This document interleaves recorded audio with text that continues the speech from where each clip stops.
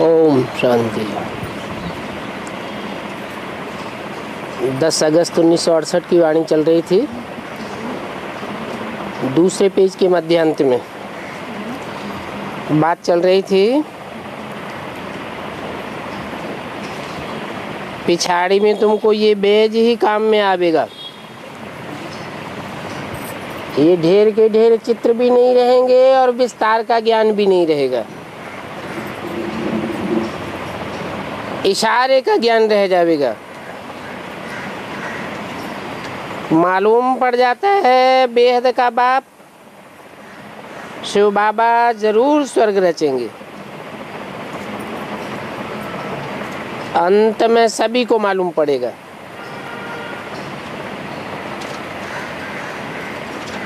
तो बाप को याद करेंगे तो स्वर्ग में जावेंगे। अभी ये तो समझते हो कि हम पतित हैं और याद से ही पावन बनेंगे। याद के अलावा और कोई उपाय भी नहीं है। स्वर्ग है ही पावन दुनिया।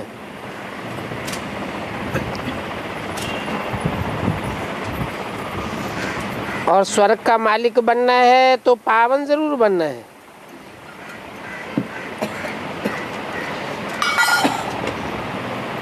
जो स्वर्ग में जाने वाले होंगे वो फिर नरक में गोते कैसे खाएंगे?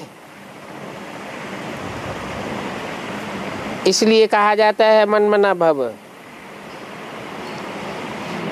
बेहद के बाप को याद करो तो अंत मते सुगति हो जाएगी। क्या गति हो जाएगी? जो बाप का रूप है, निराकारी, निर्विकारी, निरहंकारी, वो ही गति हो जाएगी। स्वर्ग में जाने वाले विकार थोड़े ही जावेंगे। भक्त लोग इतना विकार में नहीं जाते हैं। सन्यासी भी पूछते हैं आखिर विकारों को कहाँ तक छोड़ सकते हो? मास में जा सकते हो, 15 दिन में जा सकते हो। बाबा तो अनुभवी है ना। ऐसे ऐसे सन्यासी लोग पूछते थे। तो प्रण करो, परंतु प्रण का कोई पालन करते नहीं थे।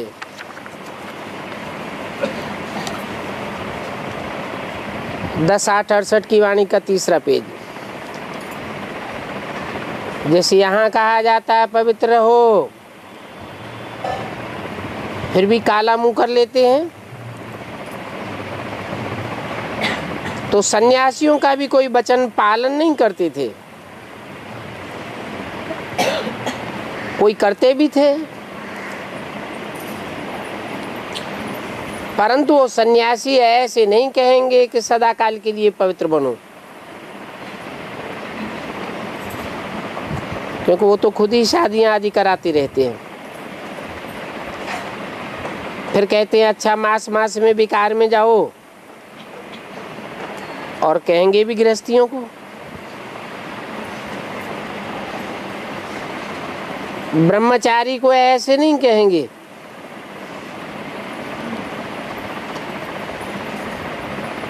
तुम्हारे पास गंधर्व विवाह करते हैं,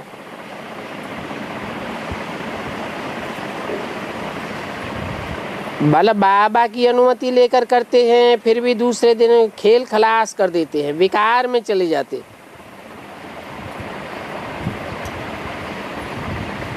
देरी थोड़ी लगती है,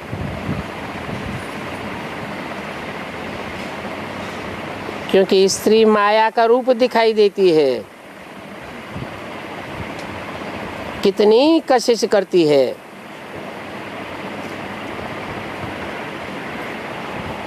और स्त्री पुरुष दोनों के बिगड़ तो दुनिया चल भी नहीं सकती।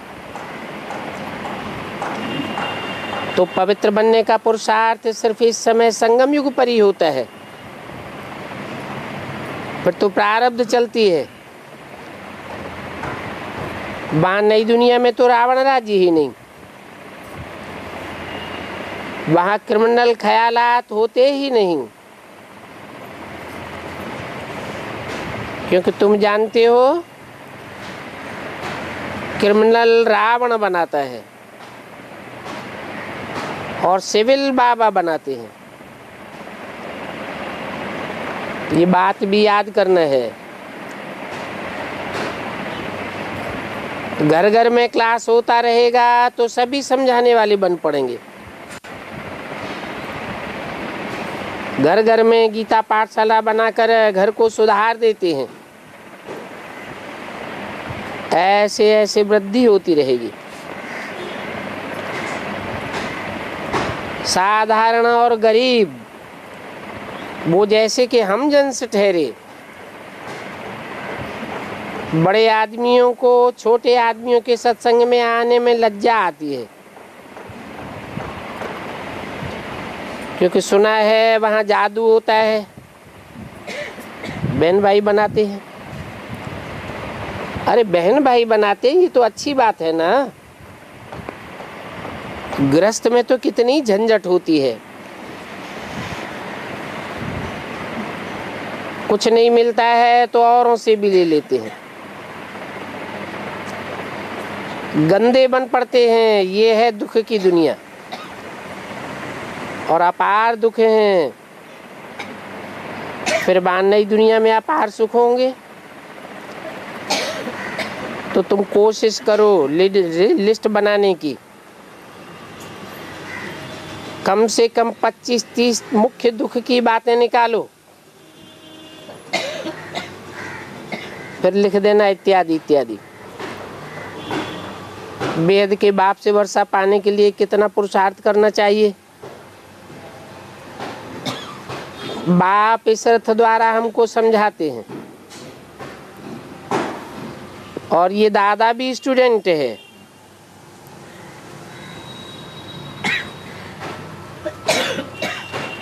देहधारी सभी स्टूडेंट हैं और जो पढ़ाने वाला टीचर है वो विदेही है, उसे देहधारी नहीं कहेंगे। देह में उसकी बुद्धि नहीं धरी हुई है, वो तुमको विदेही बनाते हैं। इसलिए बाप कहते हैं कि शरीर का भान छोड़ते जाओ, आगे चल के ये मकान आदि कुछ भी नहीं रहेंगे।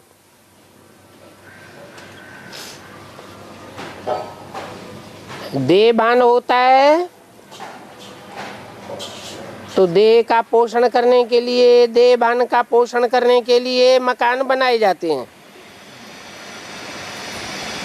वहां नई दुनिया में तो तुमको सब कुछ नया मिलेगा और नई दुनिया के तुमको पिछाड़ी में बहुत साक्षात्कार भी होते रहेंगे। तुम ये भी जानते हो कि उधर विलायत की तरफ विनाश झट से हो जाएगा, देरी नहीं लगेगी, क्योंकि उनके पास एटॉमिक बम से है ना।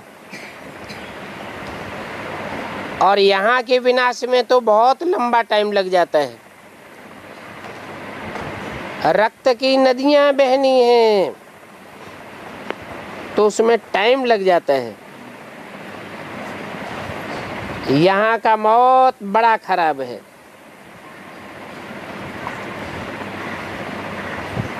क्योंकि ये अविनाशी खंड है। इस अविनाशी खंड पर उन्हों का इतना दबाव नहीं आवेगा।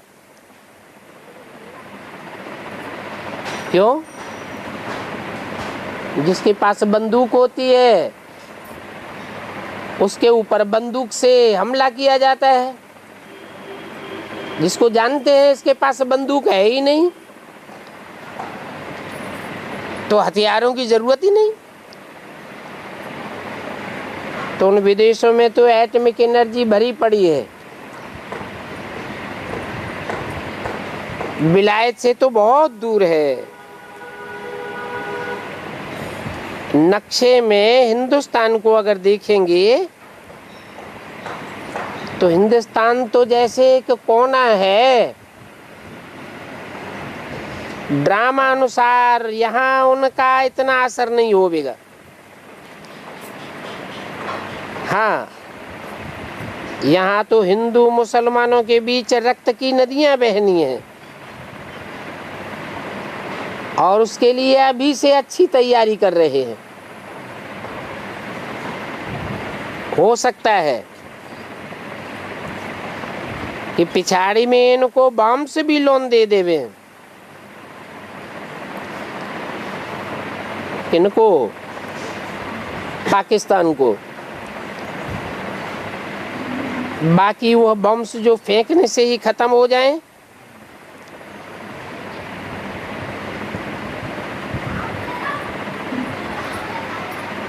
दुनिया का बड़ा भाग नष्ट हो जाए,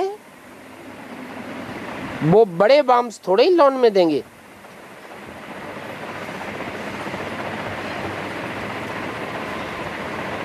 हल्की क्वालिटी के देंगे,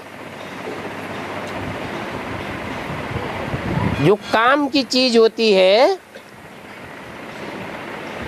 वो थोड़े ही किसी को देते हैं। ये विनाश तो कल पहले मिसल हो ही जाना है, इसमें कोई नई बात नहीं है।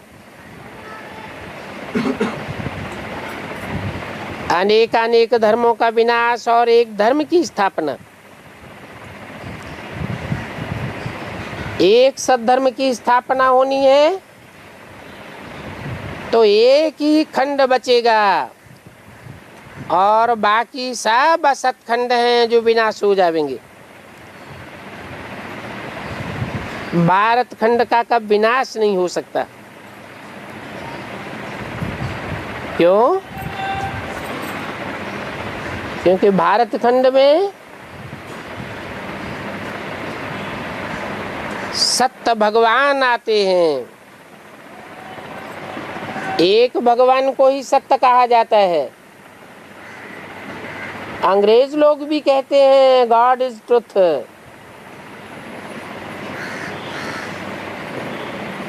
हिंदू भी कहते हैं सत्यम शिवम सुंदरम। तो सत्य बाप भारत में आते हैं, जहां आज तक भी प्योरिटी की बड़ी खातिरी की जाती है। कन्याओं की कितनी संभाल करते हैं।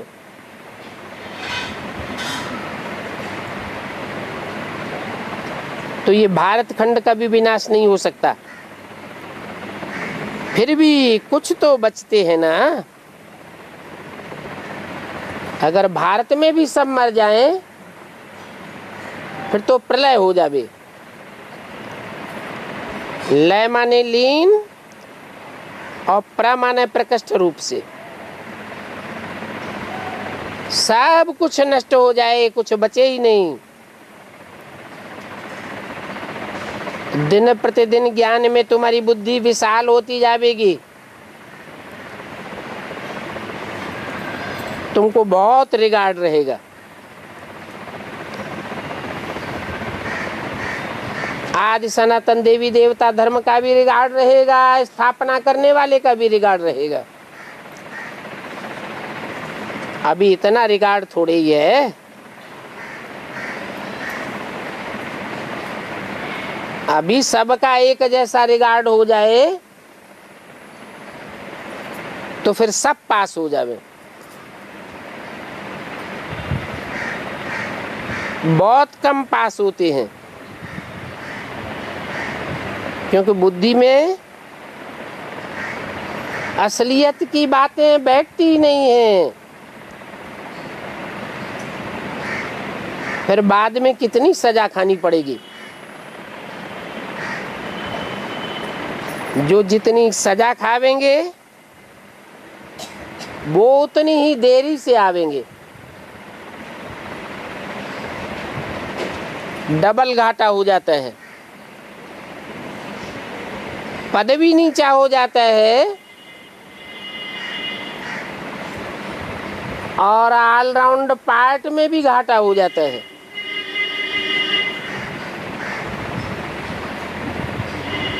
कोई विकार में गिरते हैं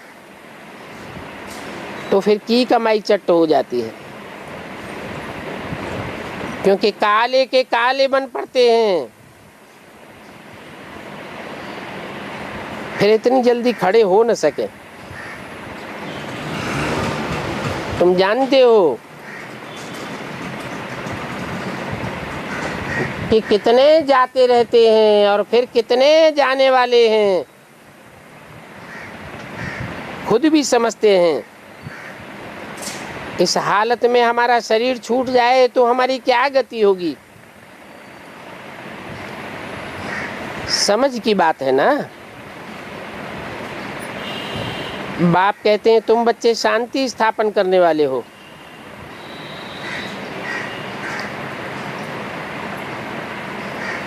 क्योंकि तुम ही पहले शांति धाम में जाते हो।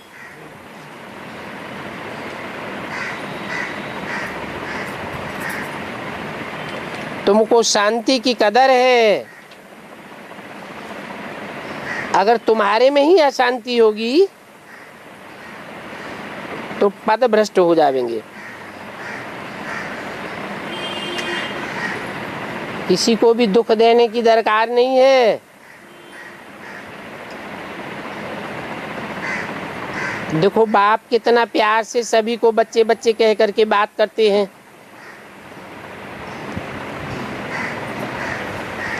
ये बेहद का बाप है ना, प्यार का सागर कहा जाता है। सारी दुनिया की इसमें नॉलेज है तो ज्ञान का भी सागर है। सागर के बच्चे सागर बनेंगे तब तो समझाते हैं। इस दुनिया में कितने अनेक दुख हैं, ढेर के ढेर दुख हैं। वो सारी दुखों की बातें लिस्ट बनाकर तुम दो।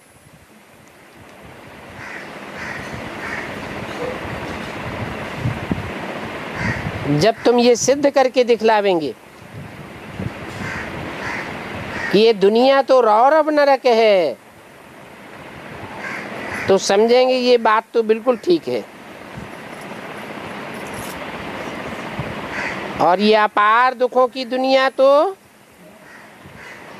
सिवाय एक बाप के कोई दूर कर ही नहीं सकता। बाप ही सुख का सागर है। बाकी सारी दुनिया तो दुखों को बढ़ाने वाली है। तो दुखों की लिस्ट होगी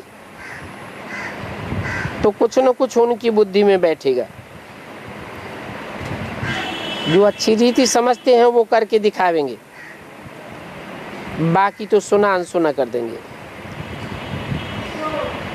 उनके लिए गाया जाता है रीढ़ बकरियां क्या जाने, सुरमंडल के साज को सांढा देह अभिमानी को कहा जाता है।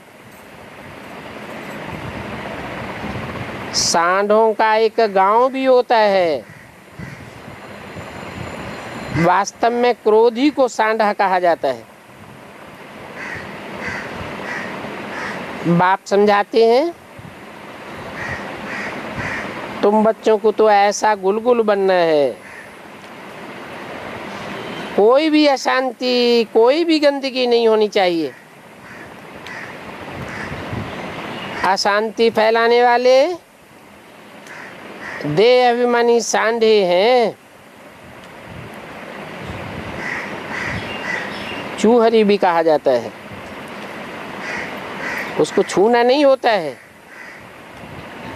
अच्छा, रूहानी बच्चों को रूहानी बाप दादा का याद प्यार गुड मॉर्निंग नमस्ते।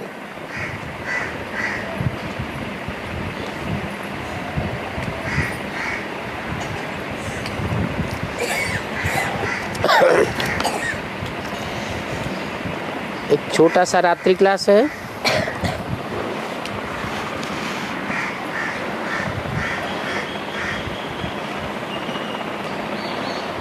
बच्चों ने सर्विस की,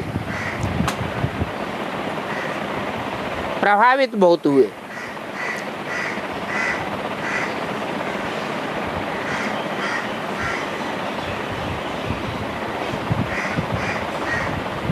बाबा कहते हैं समझा कुछ भी नहीं,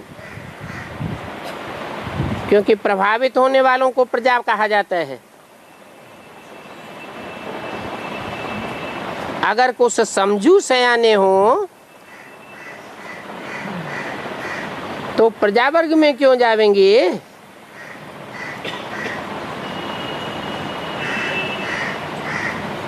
10/8/68 की वाणी का रात्रि क्लास। ये वंडरफुल बात है। फिर भी कहते हैं ये ज्ञान बहुत सहज है, परंतु पत्थर बुद्धि से पारस बुद्धि बनना कितना कठिन है। और है भी ये गीता का एपिसोड। गीता का एपिसोड संगम युग पर ही कहते हैं। गीता है पहले नंबर का शास्त्र। जैसे ब्राह्मण पहले नंबर में है, जो गीता का सच्चा ज्ञान सुनते हैं। गीता को भी माता कहा जाता है। देवियों के नाम गिनाए हैं ना शास्त्रों में। गीता, गंगा, गायत्री, सीता, सत्या, सरस्वती, भवअग्नि, भयनाशिनी। कितनी देवियां हैं? 9 देवियां हैं। कितने धर्म हैं? 9 धर्म हैं।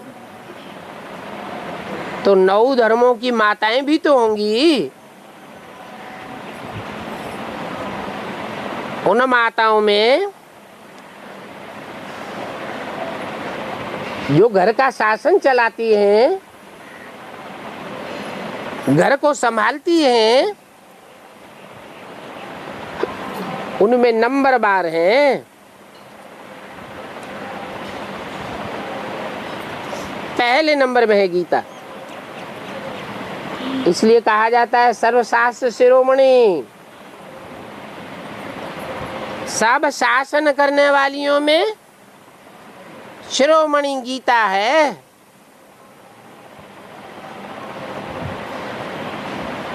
जैसे ब्राह्मण पहले नंबर में है, फिर दूसरे नंबर में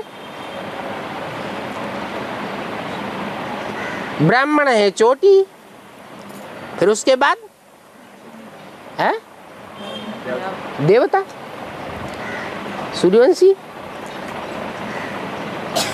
फिर चंद्रवंशी, क्षत्रिय, फिर इस्लामी, बौद्धी, क्रिश्चियन आदि।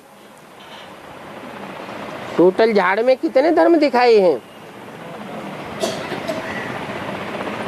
9 धर्म दिखाई हैं जो भगवान बाप को मानने वाले हैं। बाप की रचना स्वर्ग को भी मानने वाले हैं।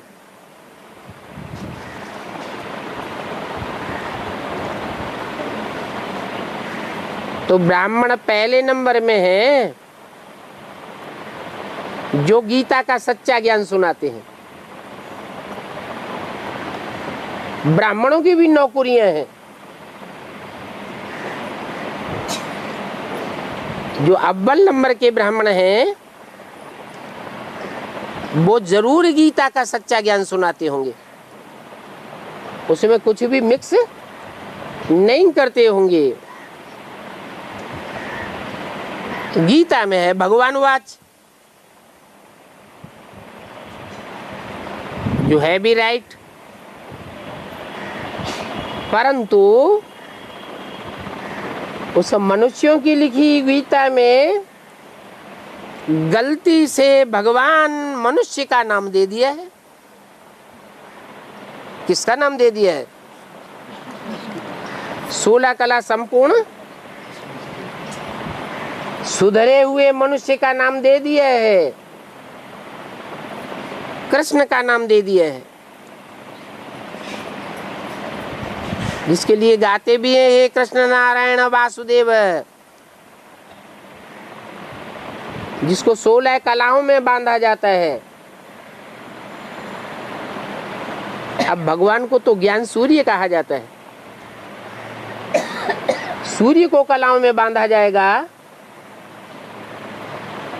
या चंद्रमा कला में बांधा जा सकता है?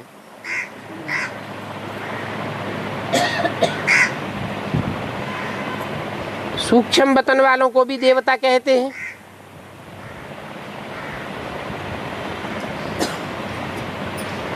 और ये जो मंदिरों में मूर्तियां बनी हुई हैं, इनको भी देवता कहते हैं। बाप ने समझाया है, ये ब्रह्मा विष्णु शंकर ये सभी है साक्षात्कार। चाहे बुद्धि का साक्षात्कार कहें, चाहे बंद आंखों का साक्षात्कार कहें, समझने की बात है।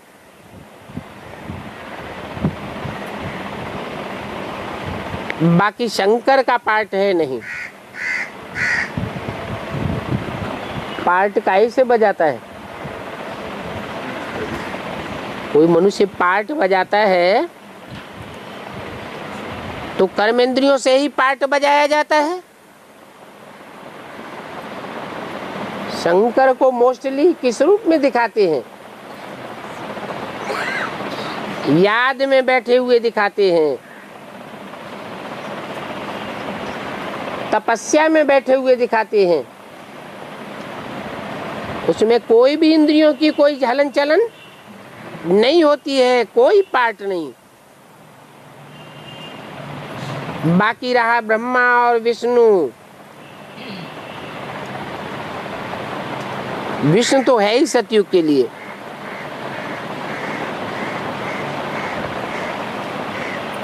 नाम ही है विष्णु। विषय विकारों का नाम निशान नहीं, नो विषय टाल।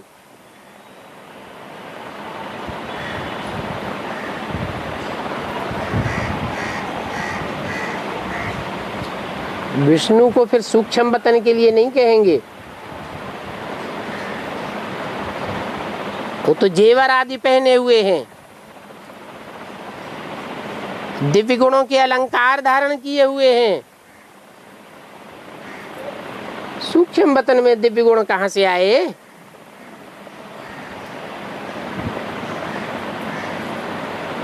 तो ये संगम युग है, गीता का एपिसोड। परंतु जब समझे मुख्य बात कि शिव भगवान उवाच कौन है,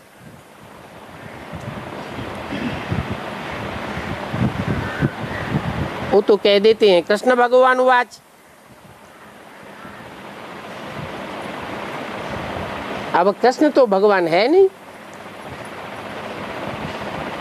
वो तो सतयुग का पहला प्रिंस है। फर्स्ट क्लास रचना है। रचयिता तो जरूर कोई अलग होगा ना।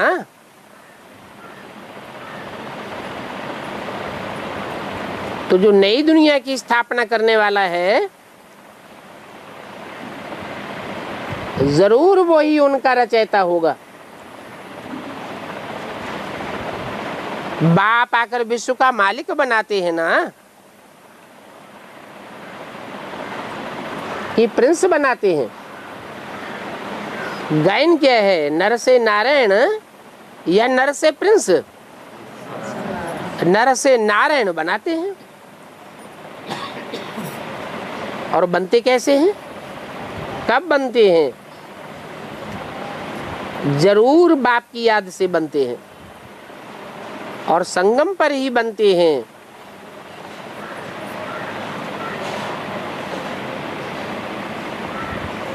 बनते तो नंबरवार बहुत हैं, परंतु फिर झट भूल जाते हैं। तुम कह भी सकते हो वो है कौरव संप्रदाय और ये है पांडव संप्रदाय। अभी पांडव संप्रदाय को मत देने वाला कौन है?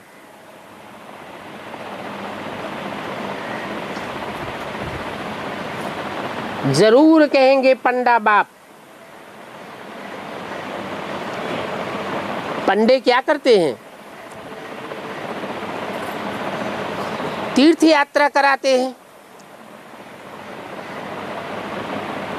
नाम रख दिया है तीर्थ। तीर माने किनारा, था माने स्थान, अर्थात बुद्धि को एक किनारे लगाने वाला स्थान। अब वास्तव में उन तीर्थों पर तो बुद्धि किसी की टिकती नहीं, जाते हैं फिर वापस आ जाते हैं, बार बार जाते रहते हैं, बुद्धि ठिकाने तो किसी की नहीं लगती। वो पंडे हैं झूठे। ये एक ही पंडा बाप है जो तुम्हारी बुद्धि को एक ठिकाने लगाता है। साक्षात स्वयं परम पिता परमात्मा है। जब तुम्हारी बुद्धि को एक ठिकाना मिलता है तो बुद्धि एकाग्र हो जाती है। बुद्धि को ठिकाना न मिलने के कारण बुद्धि चंचल होती रहती है।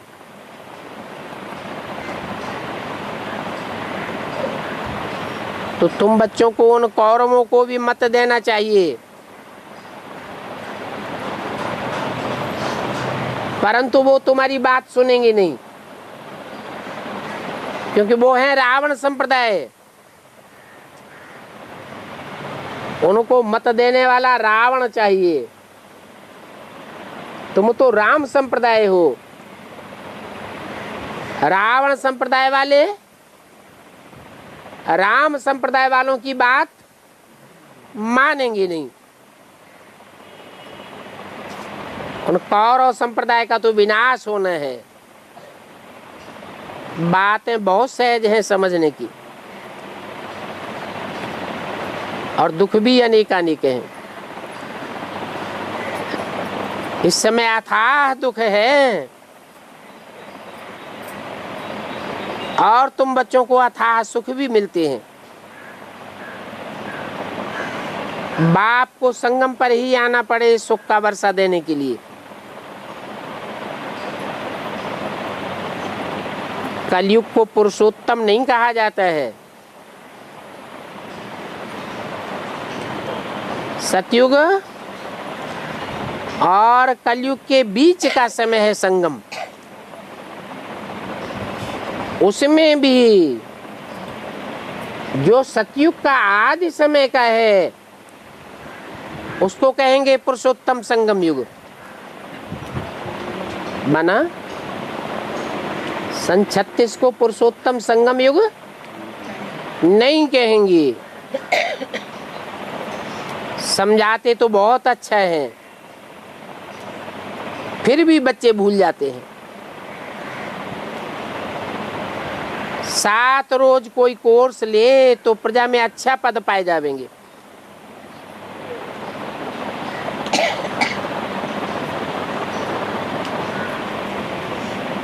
बाकी ठहर जाएं, ये तो बड़ा मुश्किल है। और सारा दिन तो कोई दे भी नहीं सकता। ये भी समझते हैं पांडवों की विजय हुई थी, क्योंकि उस तरफ साक्षात स्वयं परमपिता परमात्मा थे।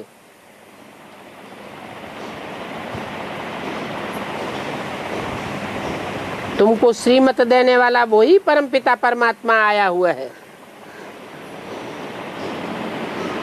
तो उनको कितना याद करना चाहिए। अंदर ही अंदर याद में मस्ती चाहिए। जो महिमा बाप की तुम जानते हो वो और कोई भी नहीं जानता है।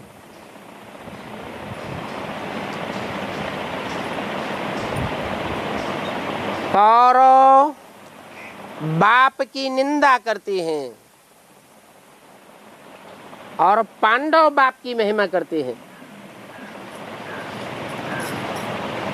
ये पहचान है। कौरव संप्रदाय कौन साबित होने वाले हैं और पांडव संप्रदाय कौन साबित होने वाले हैं।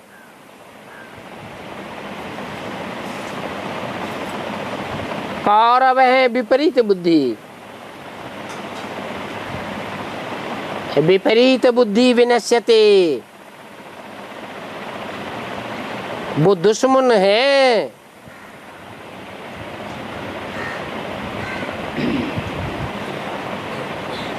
तुम हो मित्र और वो है दुश्मन। वो विपरीत बुद्धि और तुम बाप की प्रीति बुद्धि। यही समय है जिसमें पढ़ना होता है और राजयोग की शिक्षा लेनी होती है।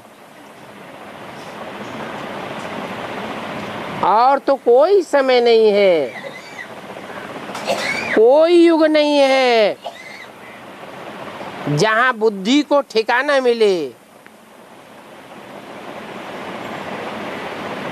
सब बुद्धि को भटकाने वाले हैं। तो राजयोग कैसे सीखेंगे?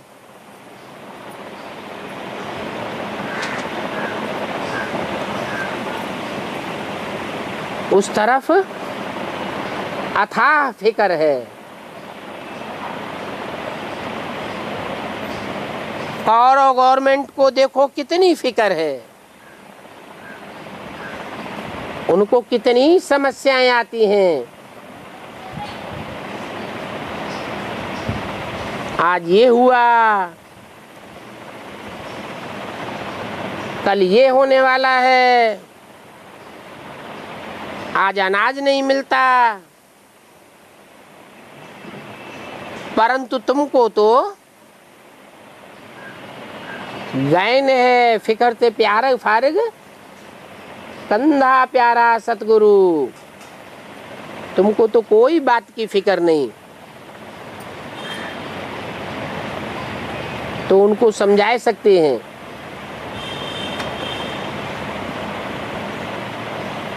कि देखो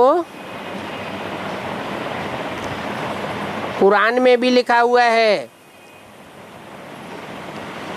जब विनाश बरपा होगा, कयामत होगी, तो खुदा के बंदे बड़े चैन में रहेंगे।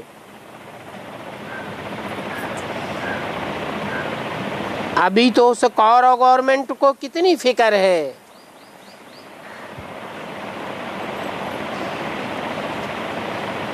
यहाँ तो देखो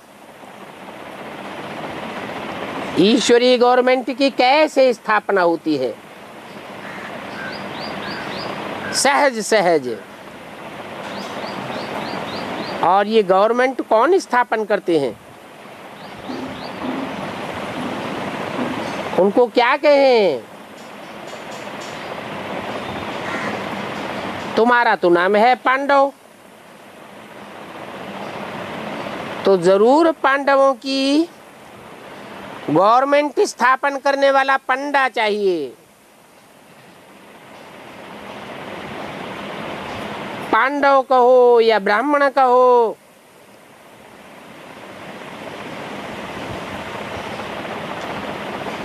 बाकी तो जैसे पत्थर ठिक्कर बुद्धि है।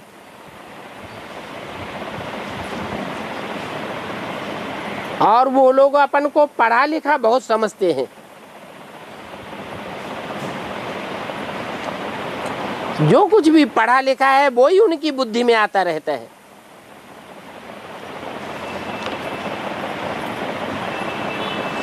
अभी तुम जानते हो कि तुम्हारे सब दुख दूर होने वाले हैं, परंतु पहले होगा हाहाकार, फिर होगी जय जयकार। तो तुमको डरना नहीं चाहिए किस बात से। हाहाकार होगी, ग्लानि होगी, महिमा नहीं होगी, तुम्हारी भी ग्लानि होगी और बाप की भी ग्लानि होगी। सबसे जास्ती ग्लानि होती है बाप की, फिर होती है ब्रह्मा की, फिर नंबरवार तुम बच्चों की ग्लानि होती है। इस ग्लानि का हाहाकार सारी दुनिया में फैल जाएगा, फिर भी तुम डरो मत।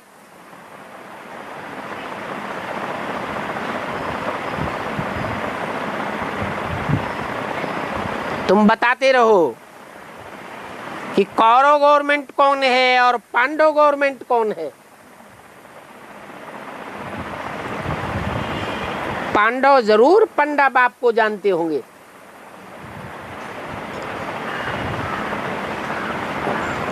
कौरव आदि कहने से गवर्नमेंट बिगड़ेगी नहीं।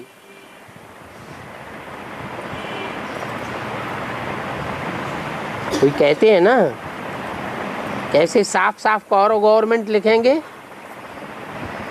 तो वो लोग बिगड़ जाएंगे, जेल में डाल देंगे।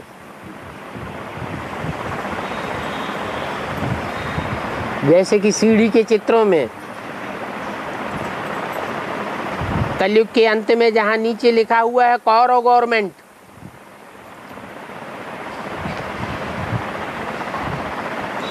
तो सन 76 में उन्होंने उसके ऊपर काली निशान से स्याही लगा दी। समझा कि गवर्नमेंट बिगड़ जाएगी।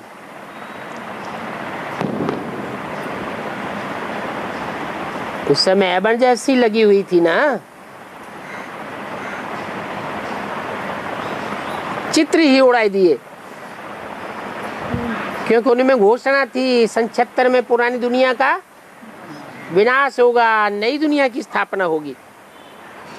अरे ये तो गीता के अक्षर हैं,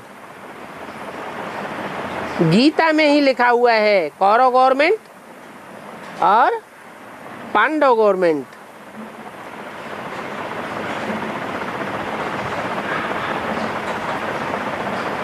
धृतराष्ट्र ने संजय से पूछा, कौरव क्या करत भय, पांडव क्या करत भय।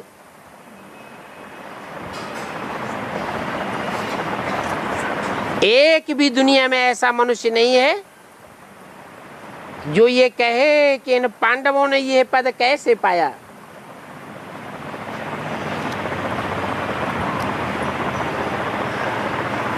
जरूर नर से नारायण बने होंगे, तब नारायणी पद पाया, और बनाया भी जरूर भगवान ने होगा। जो गायन है नर से नारायण बनाने वाला बाप है। ये बातें सिर्फ तुम बच्चे ही जानते हो।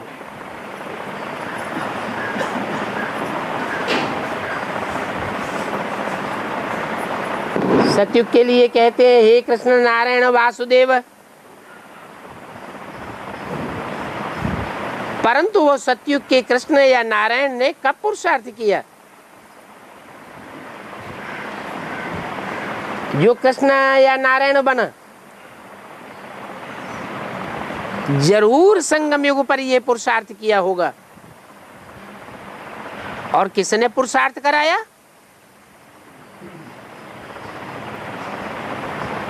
जो सतयुग का प्रिंस बन गया।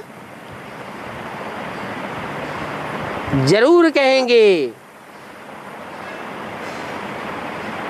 कि सतयुग की स्थापना करने वाला जरूर एक सत्य बाप है।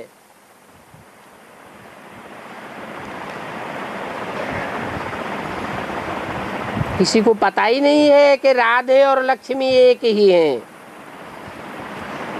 और कृष्ण और नारायण भी एक ही हैं। एक बचपन का नाम है और एक बड़ेपन का नाम है,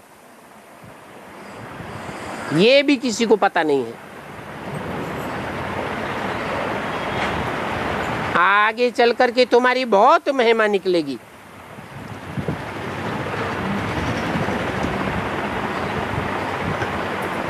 बहुत महिमा निकलेगी। फिर ये क्यों कहा कि डरो मत, है? महिमा निकलने से पहले बहुत ग्लानि भी निकलेगी।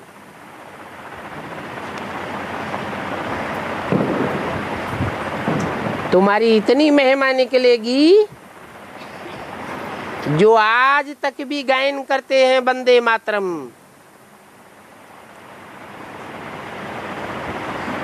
अब वंदे मातरम है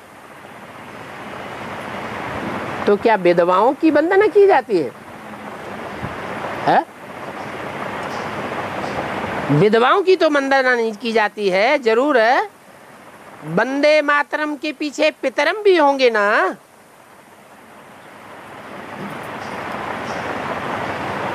बिना पांडवों के तो शक्तियों का काम चल भी नहीं सकता।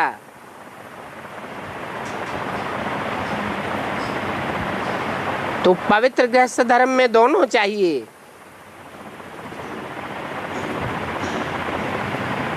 सिर्फ तुम्हारा गायन है तो कलश माताओं को दिए है। ये भी जानते हो, सागर मंथन हुआ, विचार सागर मंथन हुआ, तो अमृत कलश माता को दिया गया। और जब माता को अमृत कलश दिया गया तो असुर भी आकर के लाइन में बैठ गए।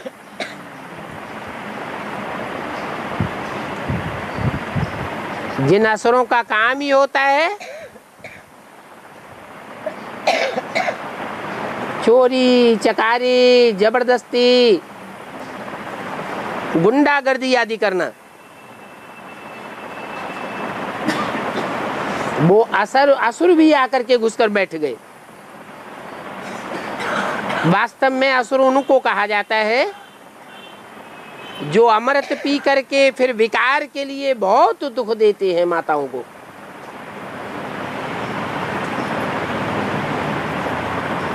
असुर वो है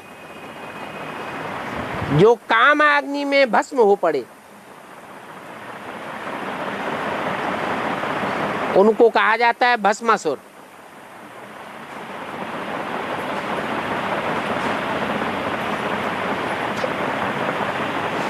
गीता एपिसोड को भी गीता का संगम कहा जाता है।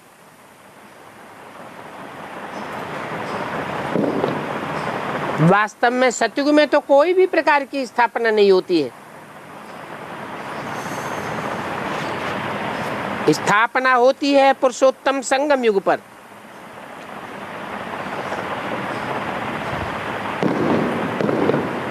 तो जो भी सर्विसेबल बच्चे हैं उनकी सर्विस का समाचार तब मैगजीन में लिखना चाहिए जब अच्छी रीति समझ करके मददगार बन जावे।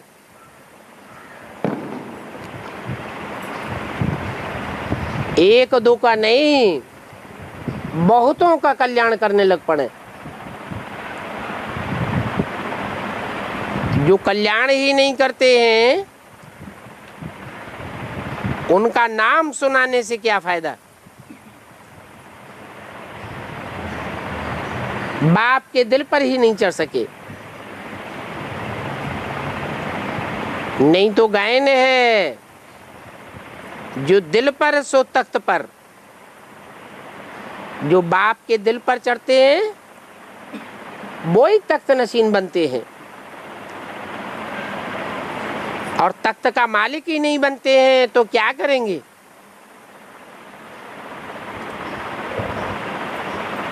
बाबा सच्चा साहब है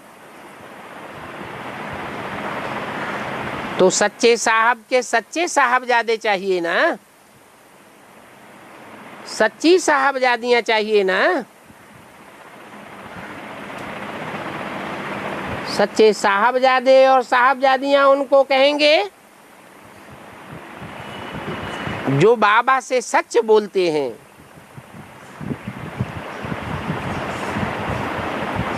सचखंड स्थापन करने वाला बाबा है तो सच्ची बात बतानी चाहिए ना।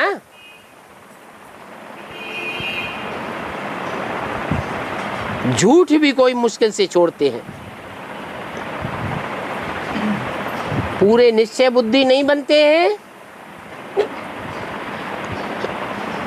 तो झूठ बोलने की तात बुद्धि में लगी रहती है।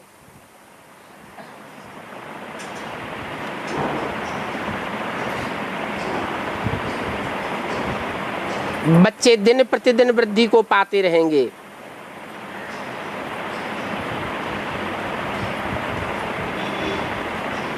हर एक बात में वृद्धि होती जाती है।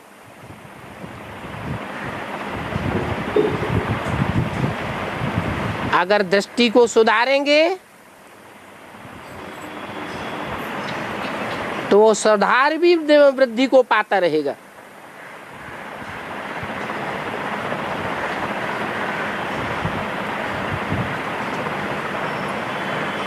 नहीं तो फेल हो जाएंगे। अच्छा, बच्चों को गुड नाइट और नमस्ते।